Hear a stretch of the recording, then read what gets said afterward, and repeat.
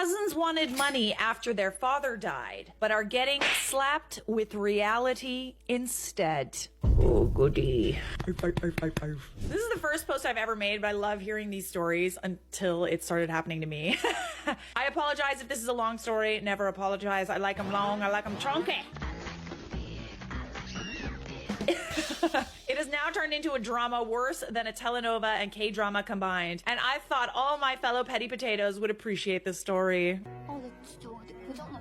My uncle, 68 years old, was diagnosed with colon cancer about a year ago. I'm very sorry to hear. And this past month has been bedridden. My aunt, 64, has been taking really good care of him, despite being mostly blind, having onset Alzheimer's, and shaking due to other neurological issues. My cousins, Kevin, 34, and Karen, 30, in the meantime have been draining their parents' bank accounts, overdrawing them, and even making my aunt drain the rest of her 401k to buy a car for Karen. My aunt and uncle's bills are now months behind, and now utilities and phones are being shut off.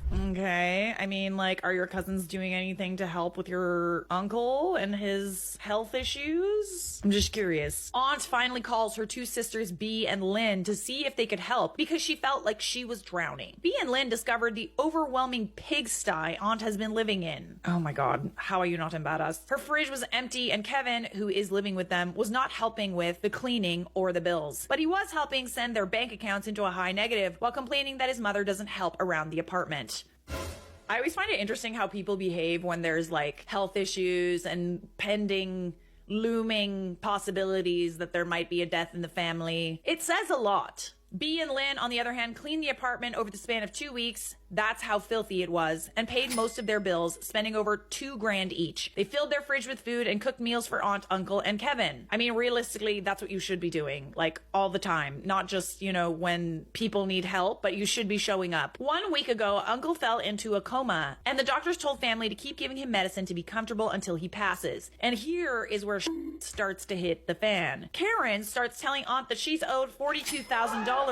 For what? Because that is the amount Karen gave to Aunt and Uncle to help them with bills. This is why I didn't have the wedding I originally wanted, and hit her mother, causing a black eye. Oh, jeez. Kevin decided to take out several payday loans over the course of a year and tells his mother that she owes him money because he had to get the loans for them. I mean, how are their parents in such disrepair if they really had to take out this amount of money? He owes more than $30,000. Aunt was distraught with her children and the thought of losing her husband and calls me, her niece, 35, to see if I can help her. I visit, see the state of my uncle in a coma, hear what my cousins are doing, and decided, with the help of my mother B, to start filing all the legal paperwork to become the power of attorney, living trust, living will, and executor of the will. Essentially being fully in control of my aunt's life, finances, and being in charge of how she lives the rest of her life, and how she wants her things and money distributed after passing. Better call Saul. Fun part is, Kevin and Karen don't know about this because Aunt doesn't want them to know yet. You know what this means? They are moving.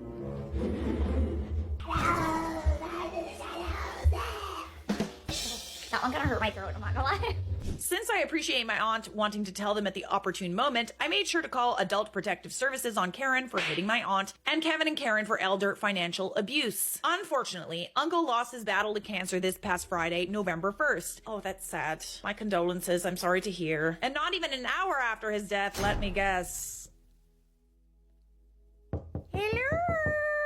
Where's my money? We should have no expectations of our parents and grandparents to leave us any money if we don't have a good relationship with them and if we take advantage of them. Not even an hour after his death, Kevin and Karen are asking about Uncle's 401k and his life insurance policy. Karen was screaming at Aunt, saying that she's entitled to this money along with Kevin. You're not entitled to my love. God, the buzzards circling. Ugh, terrifying. I, on the other hand, am amping up my protective petty self and found out that Karen's car is actually under Aunt's name and have filed a report to the police to go get my aunt's car because it was illegally taken. I already have a buyer in the car in as-is condition. I told another family member to take my uncle's car and sell it for my aunt to help with the money issue she has right now. My family and I are going to be moving Aunt away from her toxic children, but I'll have to give an update later on that. This Friday, November 8th, is when I get to tell Kevin and Karen that they aren't getting any money.